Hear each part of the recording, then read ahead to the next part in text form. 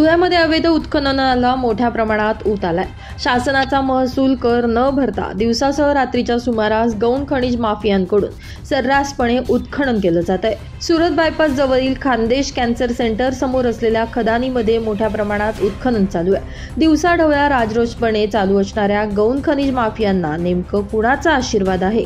दिवसभरासह रात्रीतून सुमारे 300 ते 400 ट्रिप गौण खनिजाच्या सुरू असल्याचा प्रकार समोर आलाय। या भागातील खदानी मोठ्या प्रमाणात खोदून गौण खनिजाची चोरी गौण खनिज माफियांकडून सर्रासपणे सुरू आहे। दिवसासह रात्रीच्या सुमारास सुरू असणाऱ्या गौण खनिज चोरीकडे प्रशासनाचं मात्र लक्ष जात नाहीये। कुणाच्या हिमतीवर शासनाचा कोट्यवधी रुपयांचा महसूल बुडवून गौण खनिज माफिया सर्रासपणे गौण खनिजाची चोरी करतायत। कोट्यवधी रुपयांचं गौण खनिज चोरीला जात असताना महसूल प्रशासन करतंय तरी काय, असा प्रश्न या निमित्तानं उपस्थित केला जातोय। चक्करबर्डीसह रावेर, चितोड, दह्याने, बयाने यांसह विविध भागातील चोरीवर महसूल प्रशासन आळा घालण्यात यशस्वी होणार का, हे बघणं आता यामुळे अधिकच महत्त्वाचं ठरणार आहे।